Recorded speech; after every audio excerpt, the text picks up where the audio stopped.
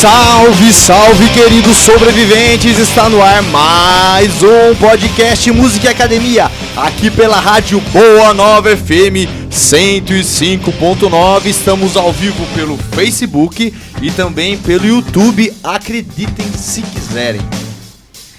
Salve, salve! Boa tarde, pessoal, mais um podcast.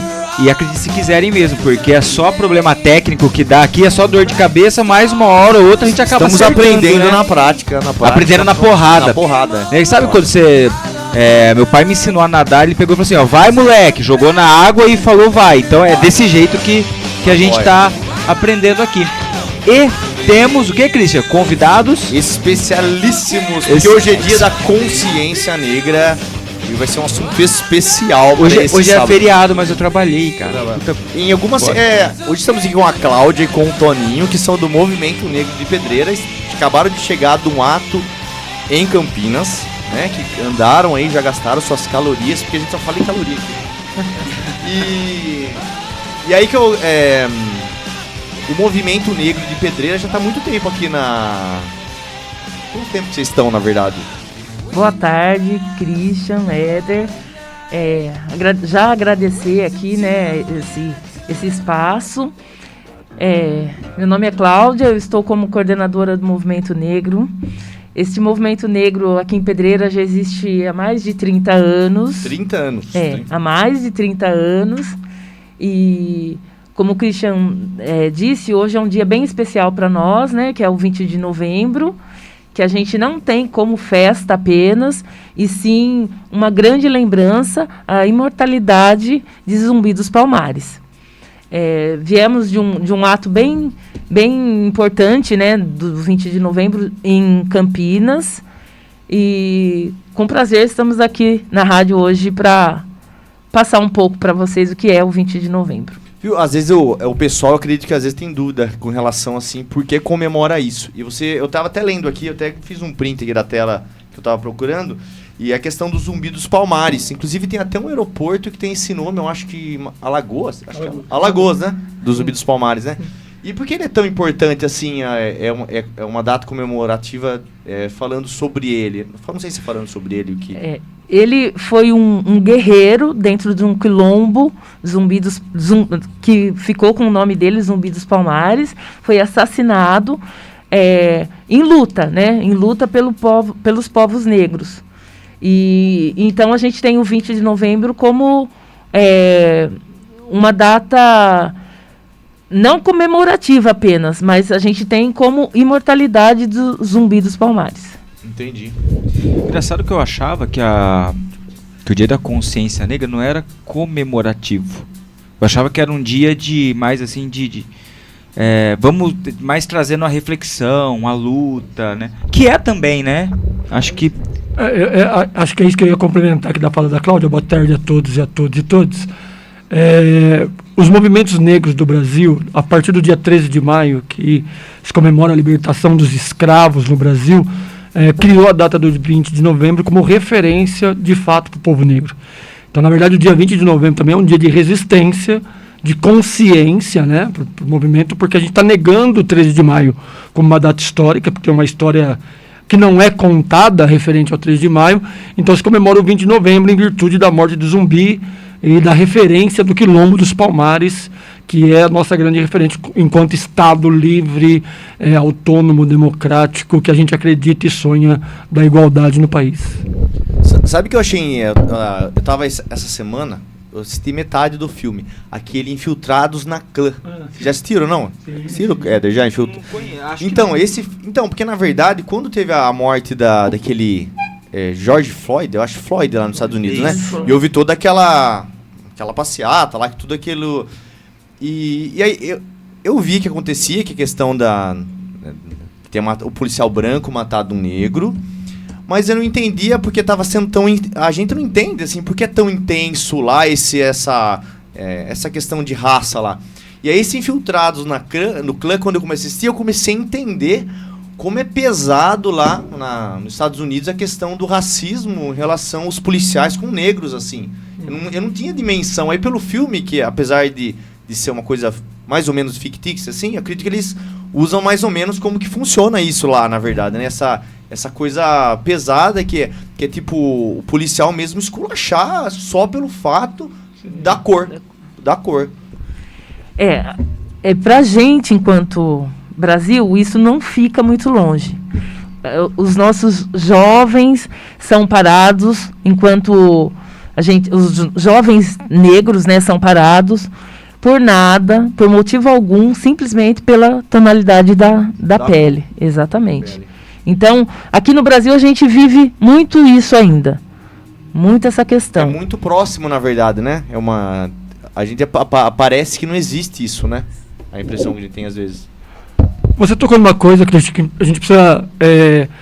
É muito parecido, mas é diferente, né? Nos Estados Unidos tem o que eles chamam de racismo cultural, né? O racismo histórico. E no Brasil, disse o racismo de marca. Né?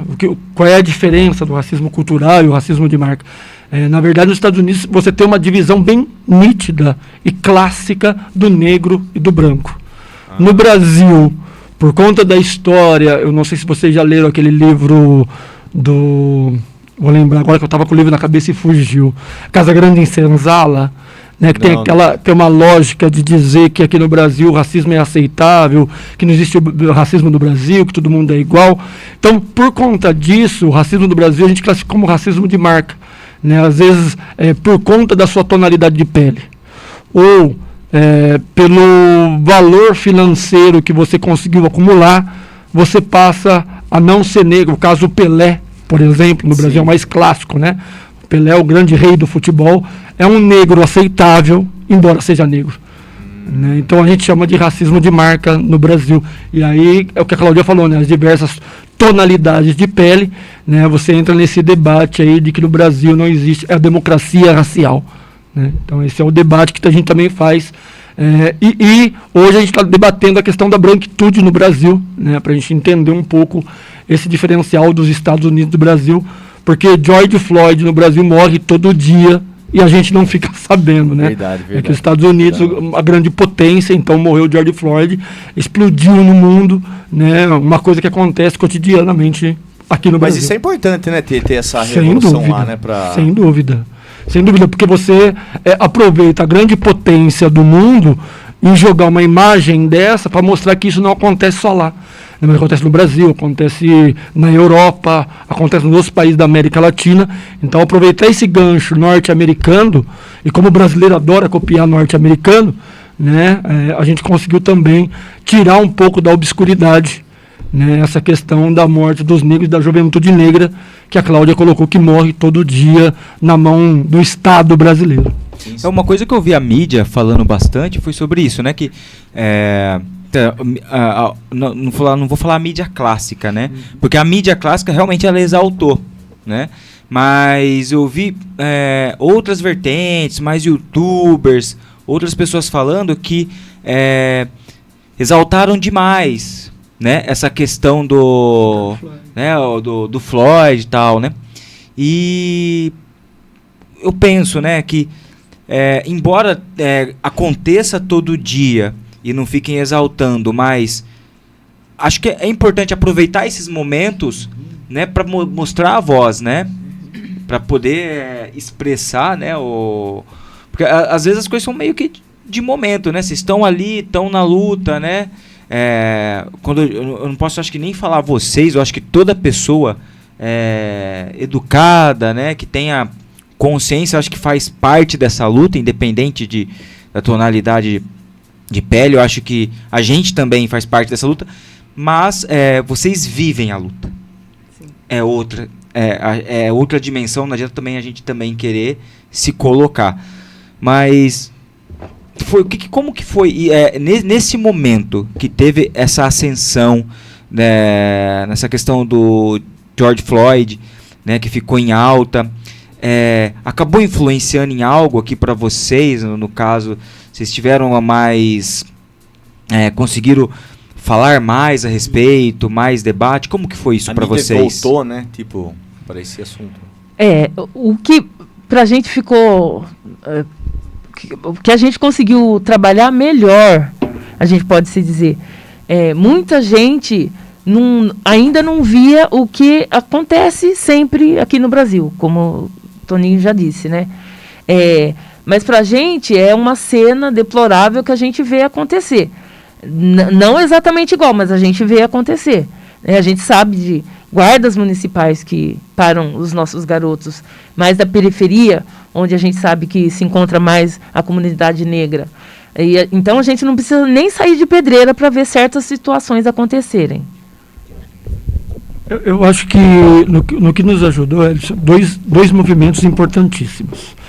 Né? O primeiro movimento é a capacidade de você fazer a denúncia de abuso de autoridade. Isso aumentou muito. Se a gente pegar aqui no Brasil, por exemplo, o caso do Carrefour, que foi o caso mais visível depois do George Floyd, né, a gente consegue ver que as denúncias começam a pipocar por todo o Brasil. A segunda coisa que nos ajudou foi essa capacidade que o professor Milton Santos costuma dizer, né?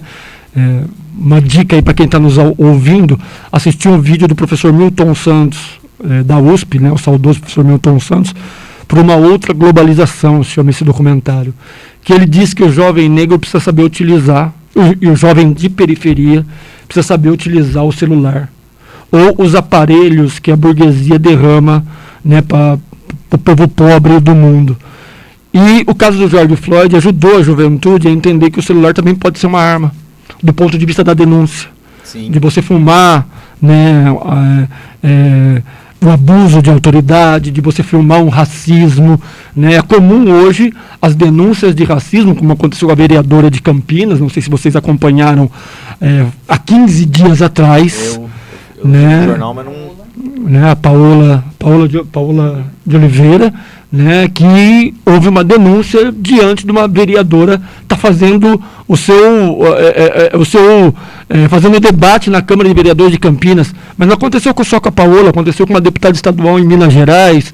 Então, esse artifício de você poder usar a mídia e a mídia alternativa, no caso como nós estamos usando aqui, o caso do George Floyd ajudou muito. Ajudou muito. E ajudou também a mídia comum a abrir espaço para outros tipos de jornalistas. Né? Se você pegar a Rede Globo hoje, o caso da Maju, né, que vai para o Fantástico em horário nobre, isso é fruto também de um processo de denúncia. Né, que você começa a enxergar na mídia, através da mídia, pessoas negras, né, capaz de fazer o debate. E hoje está ficando mais comum essa possibilidade, essa variedade da negritude ocupar os espaços sociais que antes não ocupavam. Acho interessante você falar isso, porque o que acontece? Um tempo atrás, eu não sei que assunto foi que saiu na mídia, eu não vou lembrar, que daí eu comecei a questão de verificar a questão, por exemplo, assim, tem pouco negro médico, pouco negro em escalões mais altos, assim, né? Enfim. E aí eu comecei a fazer um voluntariado na Unicamp de negócio de mestrado, essas coisas, e eu tava na faculdade de medicina. E daí nessa época eu falei assim, mas será que... Eu comecei a me cutucar, eu falei assim, mas será que é verdade isso mesmo? Será que acontece isso? E aí eu comecei a observar a questão de médico. Realmente médico... Você não vê médico negro. Acho que pelo menos aqui na região não tem nenhum. E faxineira, se for na Unicamp, a maioria, eu não vou dizer se são todas, mas a maioria realmente é negra. Se você for lá, você vai ver. O negro, eu não sei se a tonalidade, mas pro negro, vamos dizer assim. E a gente não observa isso no cotidiano, passa despercebido pra gente isso, né? Eu roubei o microfone para responder antes da Cláudia, porque eu trabalho na Unicamp. Ah, sim. Então você me deu um gancho para poder falar aqui. Para você ter uma ideia, o debate de cotas da Unicamp, que a gente luta há 40 anos, a gente conseguiu adotar cotas da Unicamp no ano passado. Cotas no ano retrasado, cota para estudantes. Cota no concurso público ainda não foi implementado, embora já tenha sido aprovado no Conselho Universitário. Com relação à universidade de estudantes, seja médico, ou seja, dos cursos de primeira linha, né, vamos dizer assim, né, porque acho que é comum aqui, a gente sabe que na universidade tem os cursos de primeira linha, que é medicina, engenharia, né, e os cursos de segunda linha, que eles classificam como segunda linha, que é o curso de humanas, que não traz dinheiro para a universidade. Né. Nos cursos de primeira linha é comum você não ver negros e negras na universidade. estudante de medicina negro, você vê muito pouco. A Universidade da Unicamp eu acho ela uma universidade elitizada, né? São os Sim. negros que utilizam de lá, né? Mas a história da universidade pública no país é uma história de elite, né? Total. É uma história de elite, né? Que a gente luta e teve alguns avanços em governos anteriores que retroagiu agora, né? Mas só para concluir essa ideia da Unicamp, para a gente entender, com relação ao estudante, o debate que os movimentos negros fazem no Brasil não é a questão da acessibilidade, mas a questão da permanência na universidade. Esse é o debate central. Porque nós temos capacidade de entrar na universidade, seja através de cota, seja através de vestibular. O grande problema do negro e da negra na universidade é a permanência.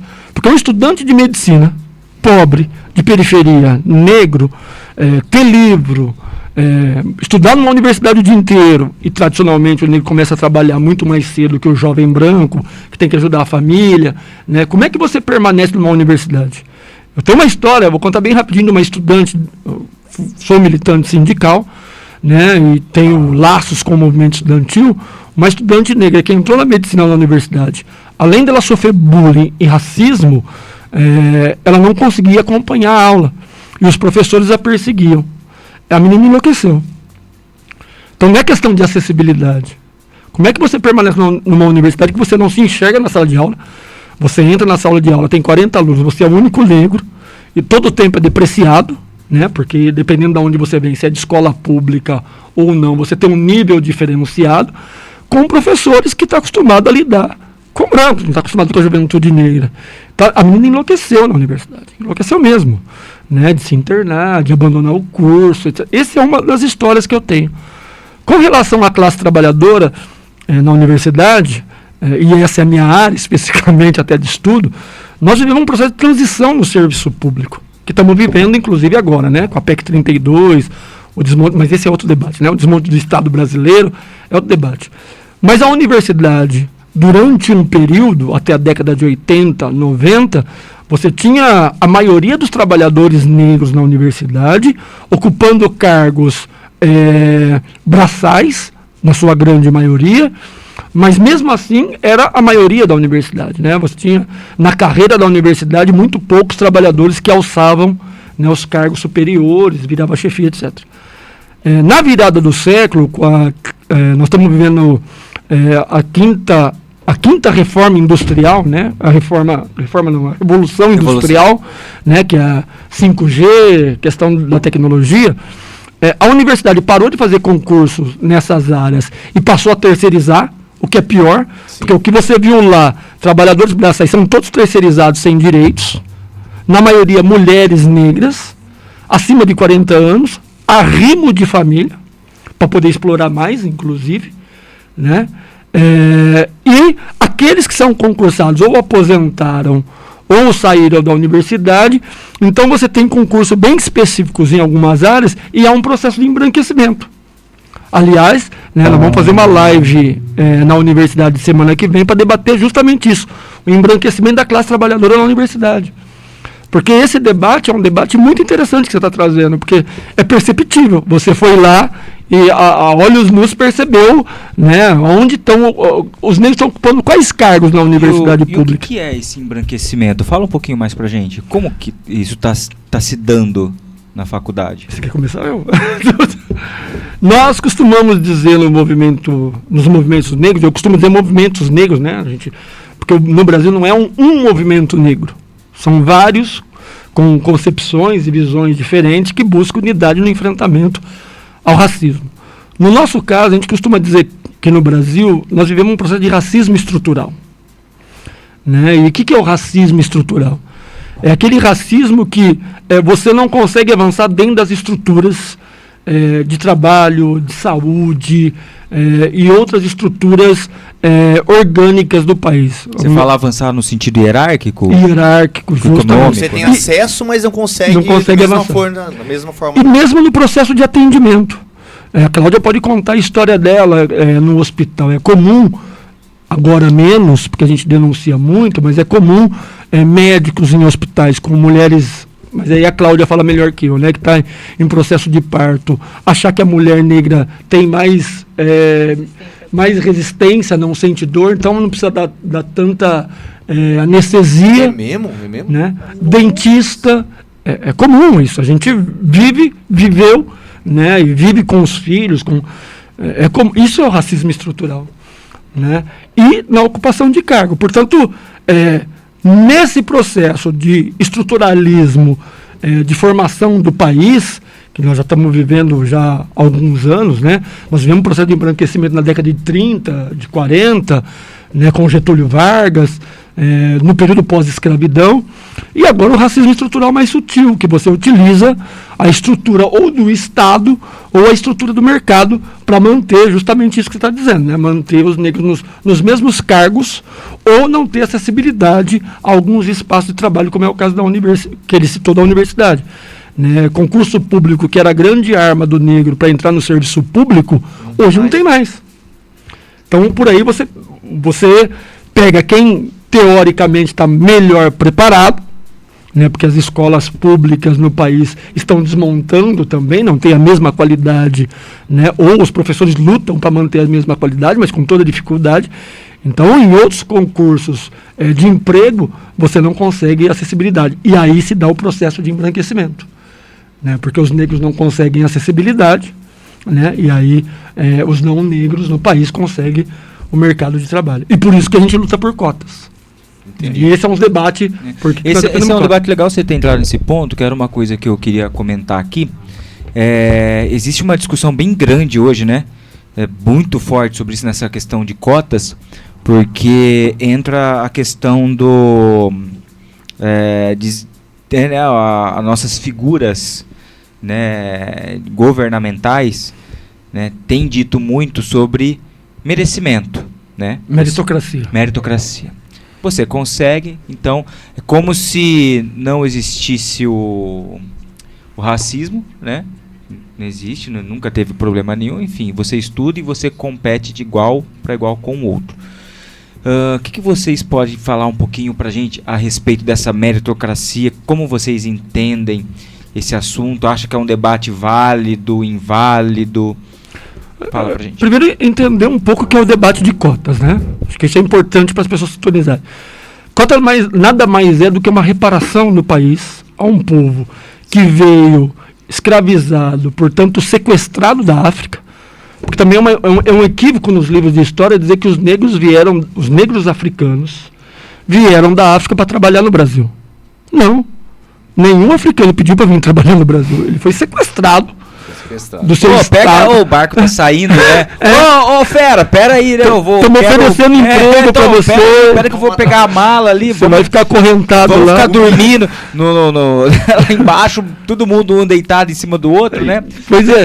Então, assim, não houve um processo de solicitação de emprego. Houve um sequestro de mais de milhões de negros e negras dos países colônia, no caso do Brasil, em que os negros vieram escravizados para cá e trabalharam séculos, né, como escravizados. Agora, o grande problema para debater cotas não é nem o processo de escravidão aqui que nós estamos discutindo.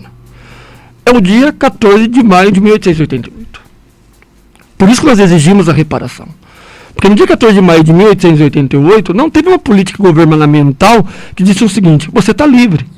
Portanto, você vai ter terra, vai ter casa, pelos anos que você contribuiu para a construção de um país. Pelo contrário, o governo criou leis que colocavam os negros à margem da sociedade. Algumas delas, lei da vadiagem, né, que os negros não podiam ficar parados no meio da rua, senão a polícia passava e prendia. Né, a lei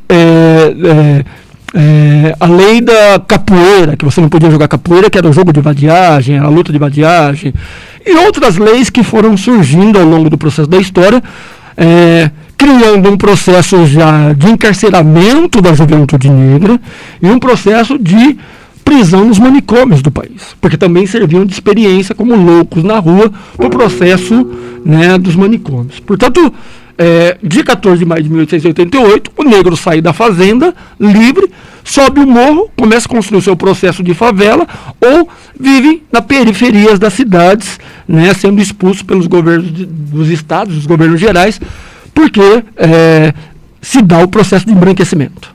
Não foi dado nenhuma estrutura, na verdade. Não, nenhuma estrutura. Né? Tipo, você tá livre e se vira. Se vira. Né? A meritocracia, né? Você tá livre, você tem direito igual o outro, então você tem capacidade. Você tem quantos. Não é bem assim, né? O governo deveria de criar estrutura suficiente para que os negros pudessem ter condições. E quais era a estrutura mínima suficiente? Um pedaço de terra. Aí vamos pegar o exemplo dos Estados Unidos. Sabe como se deu a libertação dos negros nos Estados Unidos? A partir da Guerra Sul-Norte, né, se dá a libertação dos negros e os negros ganham 7 léguas e uma mula, que é o nome da empresa do Spike Lee de filmagem, inclusive, né, 7 léguas e uma mula. Porque todo negro livre tinha direito a um pedaço de terra, né, e uma mula para poder cultivar. O que é óbvio, porque se você trabalha na fazenda ao longo da sua história, qual é a sua qualidade preferencial? Trabalhar na terra. O governo brasileiro não fez nada disso. Portanto, nós começamos a estudar e entendemos que se calculasse, e esse era o pedido dos movimentos negros, se calculasse o período que os escravos trabalharam no processo de escravidão no Brasil, calculando a um salário mínimo, nós teríamos direito, na época que esse debate de cotas começa em 1988, nós teríamos direito, no mínimo, eu não lembro o valor, mas era mais de $100 mil, alguma coisa para cada descendente de escravo. Esse era o debate. Não debatia-se cota no movimento negro, debatia a reparação em dinheiro, como aconteceu com os judeus na Segunda Guerra Mundial, com os japoneses, com os alemães que vieram para o Brasil, no Rio Grande do Sul, e ganharam terra no Brasil, né, como reparação da Segunda Guerra, alemães ou judeus, desculpa, confundi aqui, né, que vivem e ganharam terra do governo brasileiro, né, como os italianos que vieram trabalhar aqui e ganharam condições de trabalho do governo brasileiro. Então nós queríamos reparação em dinheiro. Quando o governo Fernando Henrique ganha o governo em 1994, o governo Fernando Henrique, entendendo que o movimento começa a crescer no país pela política de reparação, no valor que havia se pedido, e o movimento estava crescendo no país, o governo Fernando Henrique Cardoso inicia um processo de cotas na educação do país, para contrapor o pedido do movimento negro. Então ele inicia o processo de cotas, que era um debate que a gente também fazia, era uma das reivindicações como reparação, porque se você dá a condição para o negro acessar a universidade pública, o trabalho, impede igualdade, você consegue melhorar não só o país, mas a condição social do negro no país. Portanto, a questão de cota se dá a partir daí. Agora o debate de... Essa é uma... Eu acho que você está até dizendo uma coisa que eu escuto muitas pessoas falando, a tal da dívida histórica. Dívida histórica. Que todo mundo fica falando dívida histórica, é que tem uma dívida histórica, né, com os negros e tal. Eu sempre ouvi falar isso, mas é a primeira vez que eu tenho uma explicação. A gente não sabe a profundidade. Tão bem explicado. É a primeira vez que eu ouço. Tão bem explicado. Agora, o debate de meritocracia. Eu tenho feito esse debate em Brasília, porque tenho acompanhado a reforma do Estado brasileiro, que eu estou citando a PEC 32, a reforma do Estado, porque atinge diretamente o povo negro que está em situação de vulnerabilidade. E um dos debates que apareceu na Câmara dos Deputados, uma audiência pública que eu participava, foi esse debate de meritocracia. Perfeito. A gente topa a meritocracia, desde que você dê condição do meu filho estudar em Harvard, nos Estados Unidos. Né? Porque há uma diferença de um filho de um pobre de periferia, e a gente pode discutir o filho do negro, que é o debate que está em voga aqui, mas um filho de um pobre no Brasil, estudar numa escola pública, sem nenhuma condição, e eu sou defensor da escola pública, eu estou aqui criticando, mas sem nenhuma estrutura da forma que a gente conhece, e um filho de não dá para brigar. Cara rico, que fez, né, escola privada, que fez faculdade, que vai fazer MBA, não sei na onde. Teve tempo para estudar, que teve tempo para estudar, que não começou a trabalhar com 11 anos de idade. Então, é como você sair numa corrida, um sai aqui e o outro sai lá atrás, né? E aí? Como é que é a igualdade aí, né? Eu lembro quando eu fui fazer cursinho, cara, quando eu fiz o integral, que era integral aqui, Pedreira, né? Eu vi o pessoal que tinha estudado lá na particular, eu estudava no Maia. Eu falei assim, nossa, mas eu não aprendi nada disso daí. Nem sabia que existia esse tipo de conteúdo. E eu era sempre o primeiro da classe, eu estudava pra caramba. E quando eu comecei a fazer cursinho, eu falei assim, cara, eu não sei nada, eu não tenho condição de entrar na Unicamp. Que o sonho meu era entrar na Unicamp. E aí, eu entrei com exatamente o que são do ProUni do governo, acabei fazendo faculdade por causa disso. Senão eu ia ter que pagar cursinho, acho que uns 2 ou 3 anos, pra chegar no nível ali, pra tentar brigar pela vaga na Unicamp, que é outra realidade, Não tem como falar que é igual, que não é outra realidade. Essas reparações, Christian, e pensar a questão de cotas é você minimamente nivelar as condições. Você dá um exemplo clássico de um jovem pobre. Imagine um jovem pobre negro. Né? Porque vamos pensar que somos todos pobres. E eu costumo dizer, mas há uma diferença, né? Porque o jovem pobre negro, além de viver as adversidades, pela questão do racismo, pela questão do preconceito, muitas vezes, nós tivemos muita dificuldade durante anos, e pegar o exemplo da nossa família, dos nossos filhos, nossos sobrinhos não quererem ir na escola.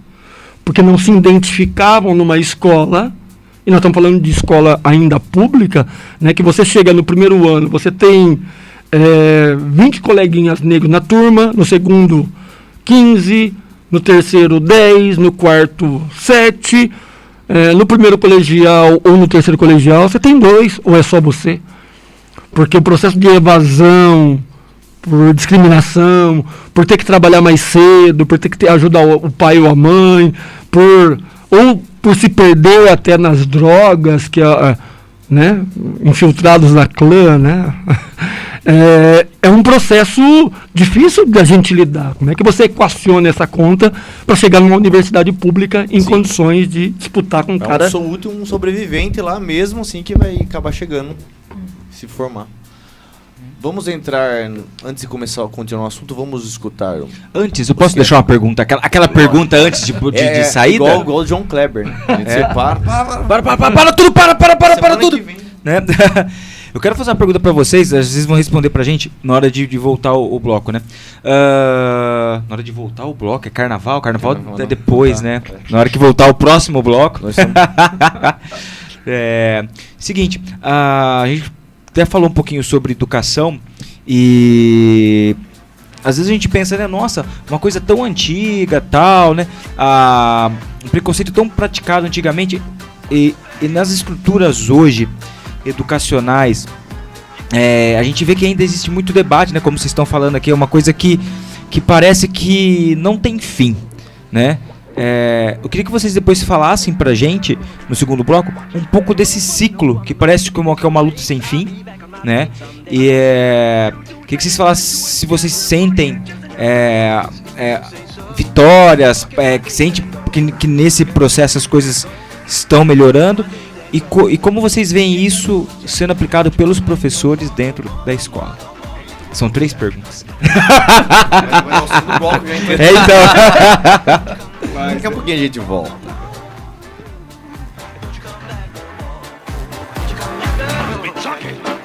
I do not understand you. Oh, baby, please, don't you come back no more.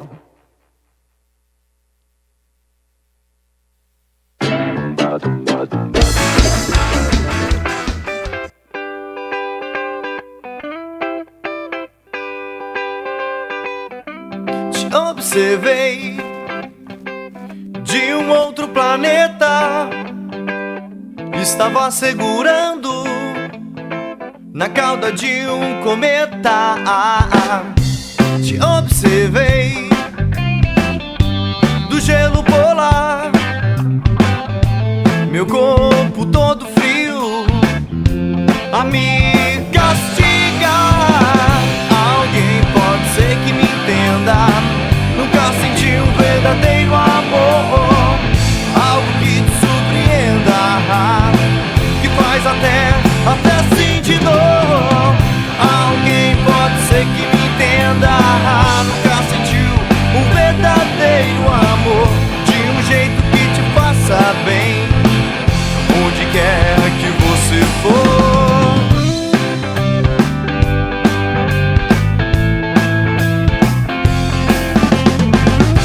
Te observei dentro da água do mar, com medo de tubarão a me capturar. Te observei de cima da ponte, pulando bang jump, olhando o horizonte. Alguém pode ser que me entenda, nunca senti um verdadeiro amor, algo que te surpreenda, que faz até sentir dor. Alguém pode ser que me entenda, nunca sentiu um verdadeiro amor, de um jeito que te faça bem, onde quer que você for.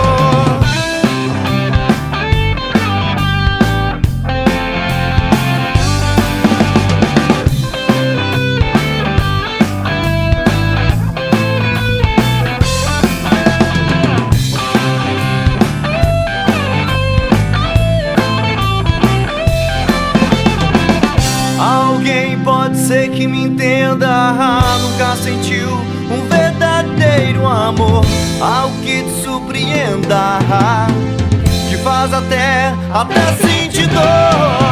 Alguém pode ser que me entenda, nunca sentiu um verdadeiro amor, de um jeito que te faça bem, onde quer que você for.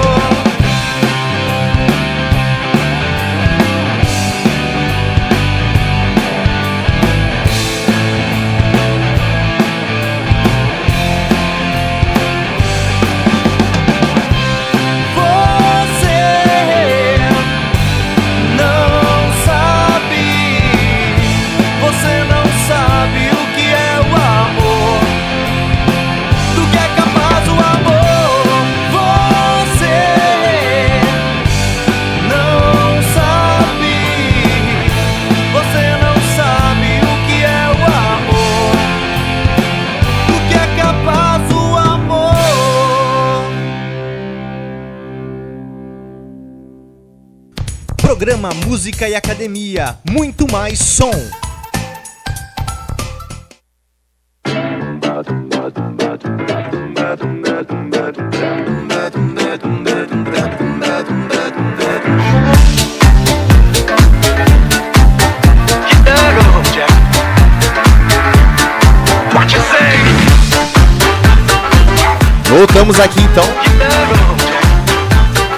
Voltamos aqui então pela Rádio Boa Nova FM 105.9, nosso podcast semanal. Hoje temos a presença do Toninho e da Cláudia do Movimento Negro. Estamos tendo uma aula aqui de história e tudo mais aqui, né? Isso aí.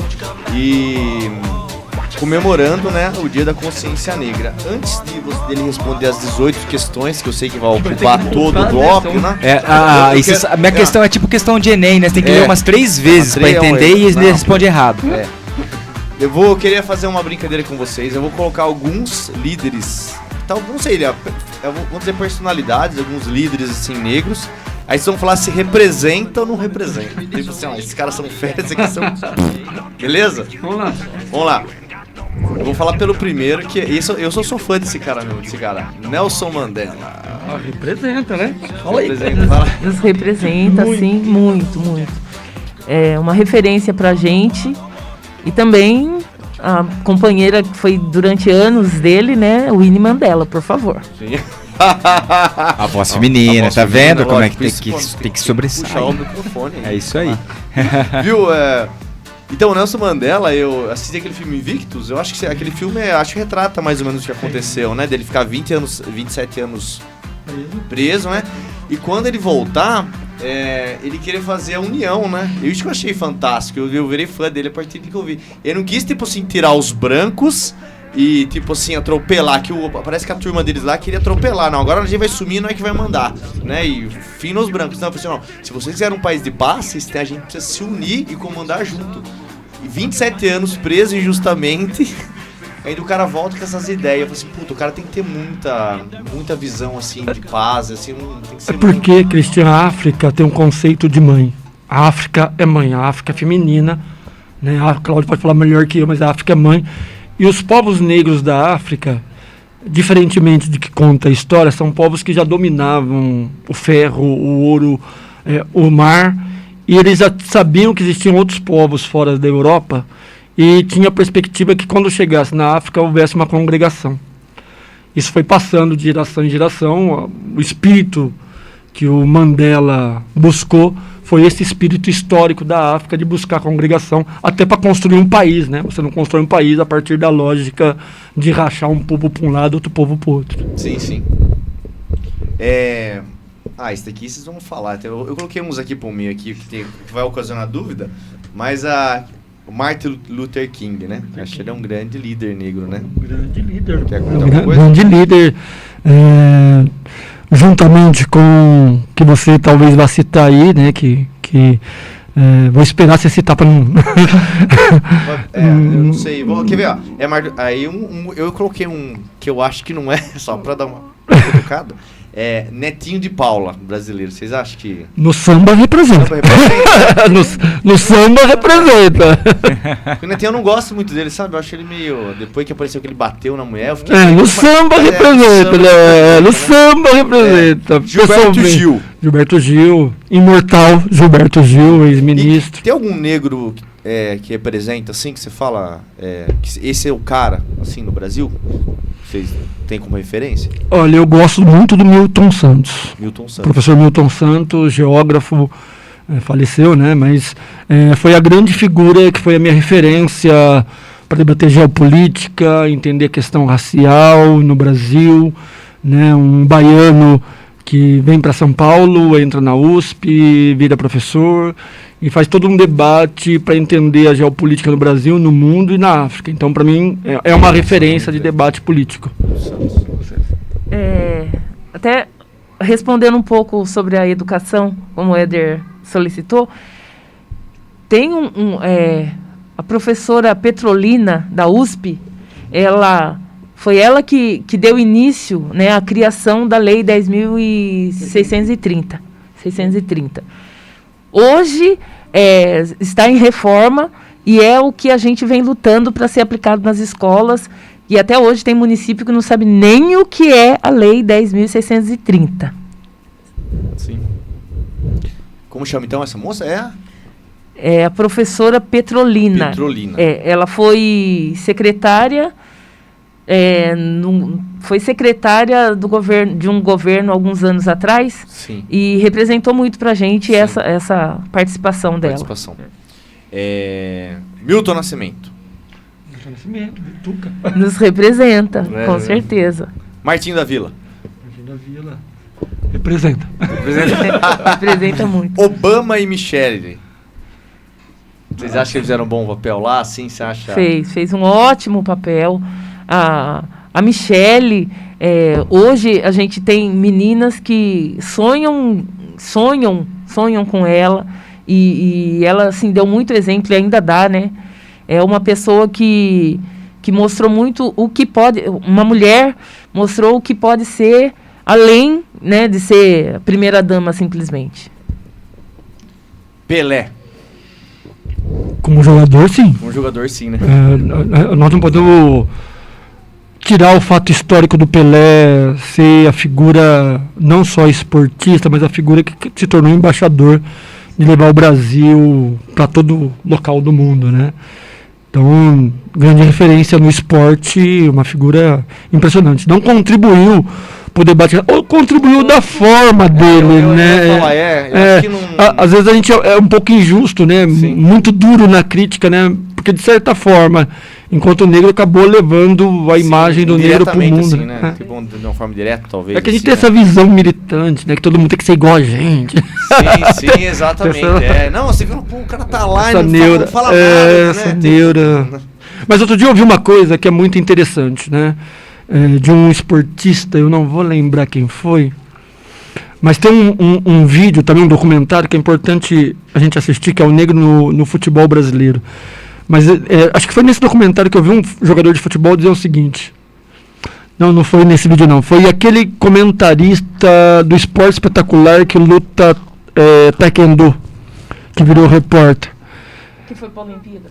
Não, eu esqueci. Tinha um mesmo. Ele disse o seguinte, que às vezes a gente fica cobrando do atleta porque ele não se pronuncia, porque ele não se referencia. E ele disse o seguinte, vocês não sabem o quanto é difícil você ser o primeiro a dizer não. Porque para um jogador negro, dizer não significa diminuir metade do seu patrocínio, às vezes perder o patrocínio. Né? Então todos os jogadores que não são negros ficam criticando, por que você não fala? Porque você pode perder o contrato, porque você pode perder o patrocínio, porque você pode... Então, de certo ponto de vista, é uma luta, né? Que você perde o seu espaço enquanto atleta, enquanto sua história, e ao mesmo tempo, né, os atletas que não são negros, que poderiam contribuir com uma atitude não racista, sim, também não falam, né? Então ele falou, é muito ruim pra gente, porque a gente fica numa situação, e esse exemplo, depois eu fiquei percebendo, aconteceu de fato, né? O Aranha, que foi goleiro da Ponte Preta e goleiro do Santos, naquele fato que aconteceu num jogo com o Grêmio, ele perdeu o contrato com o Santos.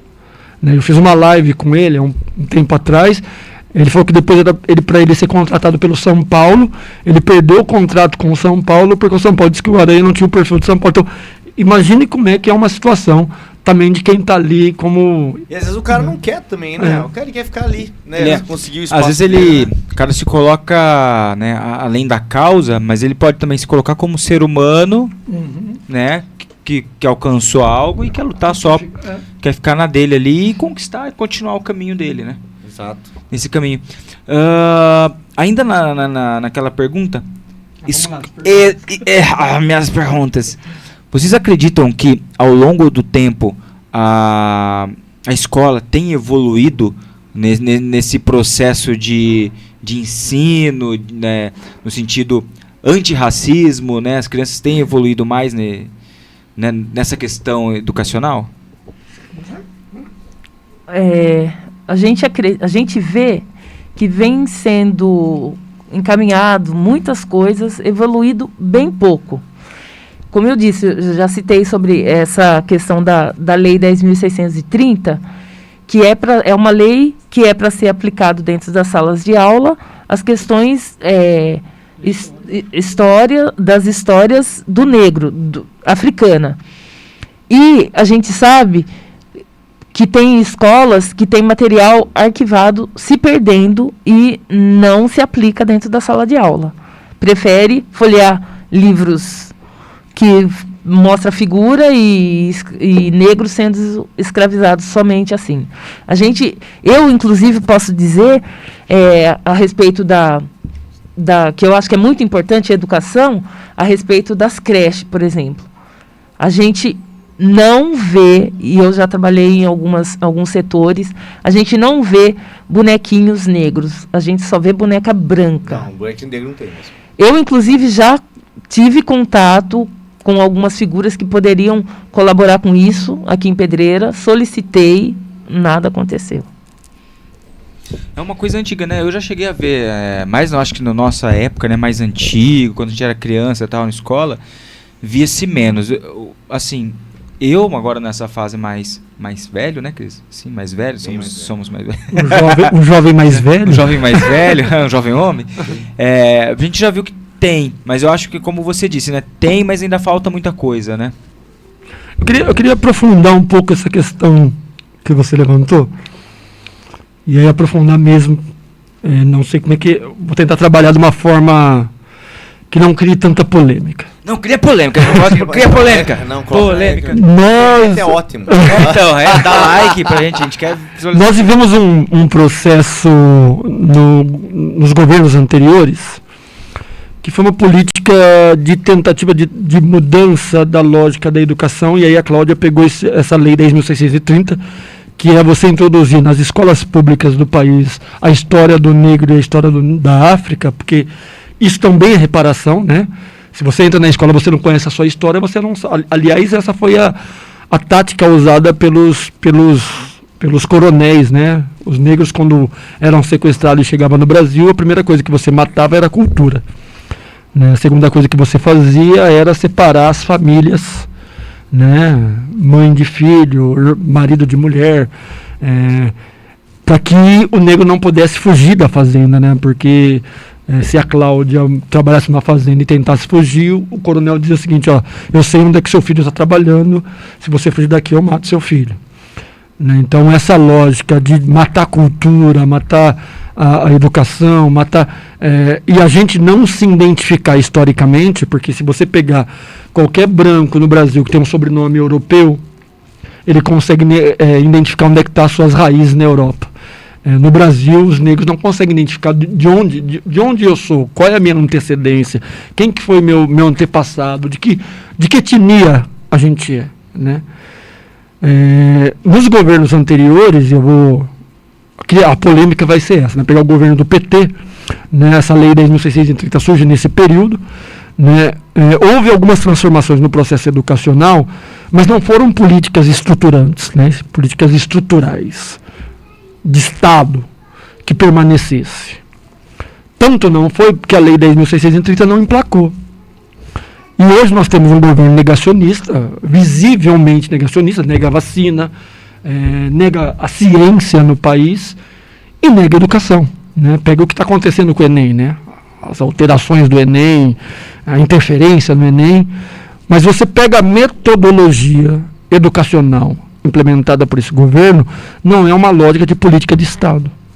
E que, portanto, você tem uma dificuldade dentro dessa pergunta que você faz, além do cicateamento das universidades, da educação no país, você tem um processo de desmonte da educação do que foi construído no governo anterior. Aí se cria a dificuldade que você está dizendo, né? A escola avança até um certo ponto, mas não consegue avançar porque há uma mudança na metodologia da política educacional, em especial, né, esse segmento da comunidade negra que a Cláudia cita não só as bonecas, mas os livros, não são os livros que a gente gostaria que fosse referenciado para que a juventude negra que está na escola pudesse enxergar. E é engraçado que assim, que eu, né, quando eu estudava, né, vamos dizer na minha época, tinha bullying também, né, e tinha bullying bastante, e não é só que assim, era uma coisa que fazia normalmente. Hoje existe, vamos dizer assim, tá tendo um olhar diferente pro bullying, né? Que antigamente eu acho que o pessoal, todo mundo zoava com o outro normalmente. Pra caramba. Era normal, né? Por exemplo, eu até falei uma vez com um colega meu sobre isso. Por exemplo, você xinga a pessoa de gay, por exemplo. É um palavrão, vamos dizer. Ah, você é gay, então eu tô xingando ele. E também e o pessoal fazia também com o negro. Ah, você é negro, entendeu? E você acha que para que isso a gente comece a entender melhor as crianças, para que isso não aconteça, o que precisa fazer?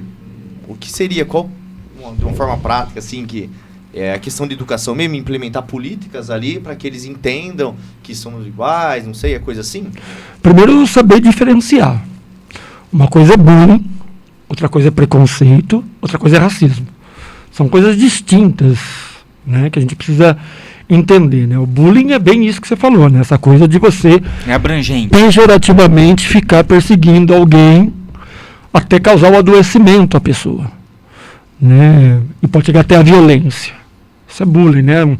É comum na sessão da tarde, eu não sei se tem ainda, que eu não assisto mais, na minha adolescência assistia, mas era comum na sessão da tarde passar aqueles filminhos que tinha no colégio americano, um grupinho que passava, botava o moleque no armário, trancava o armário, né? Pegava o dinheiro, né? Isso é bullying. Sim. Preconceito é um preconceito que você cria sobre algo. Por exemplo, o cabelo da Cláudia. Ah, é diferente, o que a gente mais costuma ouvir, né, Cláudia? Como é que você lava esse cabelo? Né? O meu cabelo é o que a gente mais ouve, né? Como é que você lava o cabelo? Então isso é um preconceito de algo que você desconhece. Sim. Você criou um preconceito de alguém ou de algo que você desconhece. Você não consegue lavar, por exemplo. Não dá para lavar. Não, porque você não sabe. Você não sabe. Você criou um preconceito. O meu conceito de você, seu cabelo é sujo. Sim. Porque é bem isso, né? Na cabeça das pessoas, o cabelo é sujo. Então eu criei esse preconceito de algo. Como eu posso criar um preconceito, você é gordo. Sim. Tá, mas eu nunca conversei com você. O que ser gordo tem a ver com... Né? Aí eu converso com a pessoa e tira esse preconceito. Você é chato, você é burro, né? Você vai adjetivando as pessoas para criar um preconceito sobre alguém ou sobre algo. A terceira coisa é o racismo, que é bem diferenciado, né? O racismo é quando você exerce uma estrutura de poder sobre o outro, Né? Quando você não proíbe a pessoa de ir na escola por ela ser negra, de entrar em determinado lugar por ela ser negra, ou de ofender e discriminar a pessoa a partir da sua cor de pele ou da sua cultura ou de algo parecido. Isso é racismo, isso é crime. Né? E crime tem que ser combatido aos olhos da lei, diferente do preconceito. Que preconceito é uma coisa até de criança, né? Que você falou da escola. Porque a criança não é racista, a criança não nasce racista. Né? A criança não nasce homofóbica, ela aprende. E aí a escola pode ser uma estrutura para quebrar o preconceito. Aí eu concordo com você. Com professores bem preparados. Né? Você tem que ter professores bem preparados, uma escola bem preparada, porque a escola tem que ser plural, a universidade tem que ser plural. Infelizmente, o que a gente está vivendo no país hoje, ao mesmo tempo que há avanço dos direitos sociais do país, também é um avanço muito grande do conservadorismo, dos negacionistas, daqueles que acham que pode sair na rua e xingar qualquer um, de qualquer forma. Né? O exemplo que eu dei da vereadora de Campinas, como é que alguém vai na Câmara de Vereadores, uma vereadora, discursando no plenário, o cara grita preta lixo. Não é possível. Não é natural. Pleno século XXI não é possível. Ou uma cena que eu vi, estava em Brasília, uma cantora estava cantando, fazendo um show, isso passou no Brasil inteiro, fazendo um show, cantando ao vivo, uma cidadã não negra dançando, ela acabou de cantar, a cidadã veio até a câmera filmando, ofendeu a pessoa com palavras racistas e bateu nela, dizendo, preta, você precisa aprender a cantar, sua preta suja. Então você percebe que ao mesmo tempo há avanços nos direitos sociais, também há avanço por conta, e aí de novo uma polêmica, né?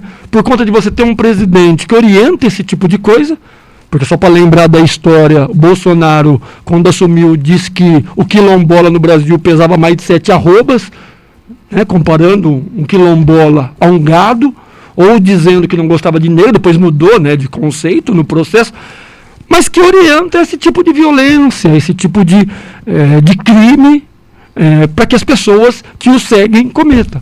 Né? E as pessoas estão bem à vontade para cometer esse tipo de crime racista, homofóbico, ou qualquer coisa que o valha. Tem se falado muito hoje de poder ter opinião. Eu acho que acaba entrando nisso daí, né? Poxa, eu não posso ter opinião, e aí até onde vai nessa opinião? O ponto de ofender. Deveres, né? Eu acho que essa semana, outra coisa também, a gente já tá chegando meio que no... Estamos estourados, que pô, puta assunto, cara. A gente vai conversando aqui, vai embora. Nós nos dispusemos a voltar quando vocês quiserem. Voltarão, com certeza. Acho que foi essa semana que votaram uma lei, racismo e injúria racial. Eu ia falar sobre isso. Tá, fala pra gente, por favor, a respeito. Então, até há pouco, tinha-se uma diferença no que era racismo e injúria racial. Uma diferença que, a nível de criminalidade, injúria racial tinha direito a pagar cesta básica e não ser preso. Agora, hoje em dia, não. Hoje, racismo e injúria racial é tudo crime, como se fosse racismo, é crime, e a pessoa pode ser preso e ficar, não vai ter como pagar para sair. Sabe, eu queria entrar no assunto que eu até conversei com vocês antes, sobre isso mesmo. Como que eu vou dirigir, às vezes, porque uma vez, eu falei assim, eu tava falando de uma pessoa negra. Assim, aquela pessoa, ela é negra, ela tem, manca um pouquinho, sabe? Eu tava falando sobre uma pessoa, sobre saúde. Definindo uma pessoa. Definindo a pessoa. Eu defini ela como negra ou eu defino ela como preta? Como que eu falo, assim, que não seja de uma forma pejorativa, assim? Como que seria a forma de descrever a pessoa, assim? Olha só, nós costumamos dizer que quem sofre racismo sabe, mas quem pratica muitas vezes não sabe. Exato. Porque está praticando racismo. As duas formas são corretas. Depende da forma que você fala.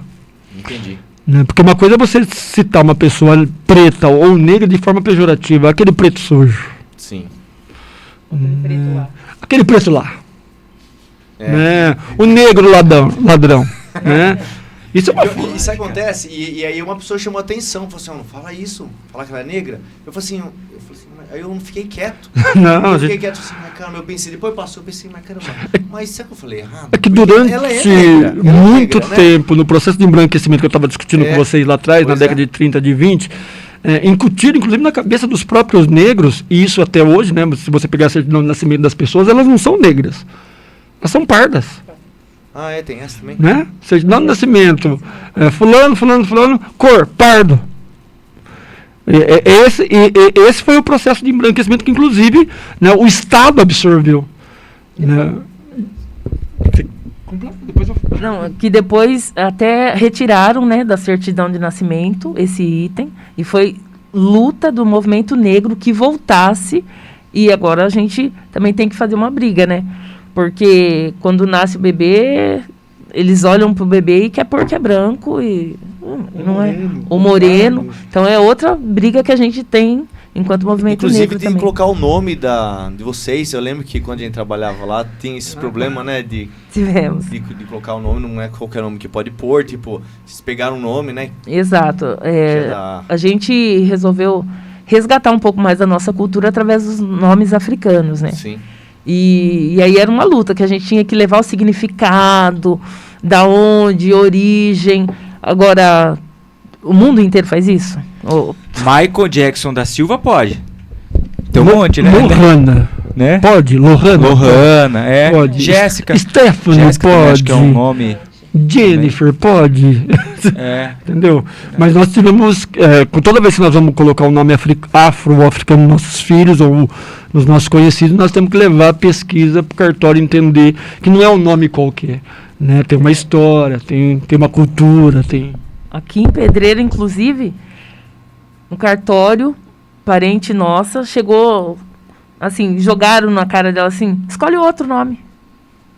Dessa forma. Sendo que ela queria pôr um nome afro, né, de origem africana, para representar a cultura, e a pessoa achou que podia escolher outro nome naquele momento. Cara, quer falar alguma coisa?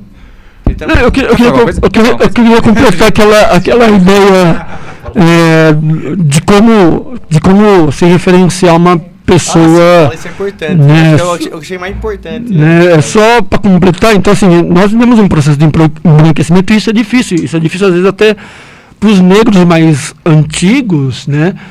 Por exemplo, eles utilizavam um cidadão de cor, não falavam negros, né? Porque né, não podia falar que era negro. Em alguns estados do Brasil, inclusive, se você for, é comum o negro se dirigir ao negro como cidadão de cor, como mulato.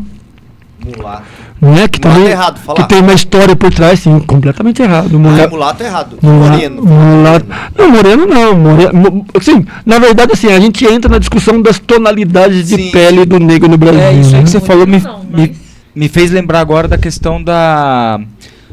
por exemplo, a roupa cor de pele. Lembra que tinha cor de pele agora, né, Mago? Mudou pra nude, né? E tal, porque qual é a cor da pele? Né? O lápis cor de pele, né? Exato. Cor de pele. Ainda hoje, a gente, enquanto preto, entra numa loja e pede uma meia calça, eu enquanto mulher, e a pessoa fala, então, tem essa cor de pele aqui. Eu falo, mas que cor de pele? A minha cor de pele, o meu tom, é negro, é preto. E a pessoa, né? Eu acho que também, por a pessoa, até aquilo que você falou, da pessoa fazer algo por maldade, né, ser realmente racista, e a pessoa ter crescido dentro de uma cultura que ela nem algum dia parou pra pensar sobre aquilo. Ela aprendeu que era cor de pele e tal, aí na hora que você fala, a pessoa acha que entra em choque lá dentro do cérebro, né? Começa a dar choque, ela fala pra ela, não, cor de pele, que é isso? Agora, o mais importante disso é quando você identifica que você cometeu um erro, é você buscar saber a forma correta de lidar com isso. Né? E a Angela Davis diz isso, né? Não basta ser antirracista, tem que ter uma atitude antirracista, né? Você tem que compreender, e a atitude antirracismo é isso, né? Pô, cometi um erro, vou entender, vou entrar, né, no olhar do outro, né? Essa questão antropológica, né? Olhar com o olhar do outro, para ver se eu estou ofendendo ou não. Né? É um exercício, que é o que você falou, entra no choque no cérebro, né? O tic-tac começa, nossa, o que eu fiz, né? Como para nós homens, né? Vocês chamaram a minha atenção aqui, por exemplo, nós estamos em 3 homens aqui, a Cláudia é que menos fala. Né? Não dá um choque, a hora que você falou, Peraí, deixa eu passar o microfone. Precisa finalizar então, né? Estamos chegando no final lá. Ela ficou até assim, agora jogaram no meu colo o negócio. Agora que vai acabar, jogaram o microfone pra mim. Meu querido, não, eu acho importante a gente lembrar, tem uma frase importantíssima, né, nossa, que a nossa luta vem de longe, né, nós enquanto negros, ex-escravizados, a nossa luta vem de longe. E vale lembrar que a primeira marcha Zumbi dos Palmares se deu em 1995, a Brasília, né, saíram vários municípios, vários estados rumo a Brasília, onde teve mais de 30 mil pessoas participando, na sua grande maioria, lógico, negros, e foi um ponto importante, o qual a gente traz até hoje. Nós aqui em Pedreira demos conta de fazer a primeira marcha Zumbi dos Palmares em 2019. Foi um marco importante para a gente, enquanto movimento negro, para a cidade, né, para uma cidade que, nesse número de habitantes, né, quase 47 mil habitantes, que a gente sabe que tem muito negro, que a gente sabe que também sofre racismo, muitas vezes velado, enfim. E nós fizemos um ato que a cidade ficou comovida, né? Nós fizemos uma caminhada daqui de frente da Matriz até a praça, plantamos um baobá, né? Que é uma árvore histórica para nós, enquanto negro, que é uma árvore da África, e esse ano está fazendo 2 anos. Para lembrar, eu acho que a gente pode lembrar já que a gente vai fazer uma atividade no dia 28 e comemoramos também os 2 anos do plantio, né, desse baobá. E acho que é isso. Toninho, se quiser falar mais um pouco. Não, só para concluir aqui, também aproveitar para fazer uma cobrança ao prefeito da cidade, porque é um movimento que tem mais de 30 anos na cidade. A gente está numa luta por um espaço que passa de governo, de prefeito em prefeito, e a gente não consegue o espaço para fazer o Museu do Negro, né, a sede do movimento negro, e desenvolver políticas sociais na cidade para atender a comunidade negra em situação de vulnerabilidade. Então estamos mantendo uma reivindicação, até porque o prefeito recentemente estabeleceu a secretaria, não, o Conselho Municipal da Comunidade Negra, sem dialogar com o movimento negro. Que é interessante, né? Você cria um conselho, você sabe que tem um movimento de mais de 30 anos e não tem nenhum debate com o movimento para participar desse conselho. Então nós estamos aqui também lembrando o prefeito que nós queremos uma reunião, pedimos há 2 semanas atrás, estamos aguardando uma reunião para debater o nosso espaço na cidade e discutir também a questão do Conselho Municipal da Comunidade Negra. Agradecemos então a participação do Toninho e da Cláudia. Obrigado de coração por essa aula de cultura que nos deu aí. Te agradece de enriquecer a gente, né, com esse assunto, nesse data tão importante, né, para o Brasil todo, né? Eu acho que para o mundo, na verdade, né? Saber dessas informações importantes. E espero que vocês voltem em outras oportunidades. A gente vai conversar pro ano que vem pra gente debater mais assuntos aí sobre isso. Né? E desejamos muita prosperidade, muita força para que vocês continuem nessa luta que é fantástica. Pode falar onde o pessoal pode procurar, seu Instagram, aí fica à vontade. A gente agradece, né, a lembrança, a poder participar aqui com vocês, né? A gente só tem a agradecer, a comunidade negra com certeza agradece esse momento. E dizer a respeito do dia 28, que a gente vai estar fazendo uma atividade na Câmara, a partir das 2 horas da tarde, um pequeno seminário. Eu só agradecer pelo espaço que vocês cederam e pedir para vocês não lembrar só da gente que é dia 20 de novembro, né? Com certeza. Eu até ia falar isso, a gente debate também sobre outros temas importantes, tem uma discussão aí, sempre que for possível, mas na verdade agradecer mesmo o espaço, acho que é muito importante. Vocês falaram isso pro cara errado, pode ser isso que eu vou cobrar. Né, Cris? E a gente deseja muita prosperidade vocês aqui na rádio. Obrigado. Obrigado por quem nos assistiu, por quem nos ouviu. Forte abraço, bom fim de semana e até mais. Valeu!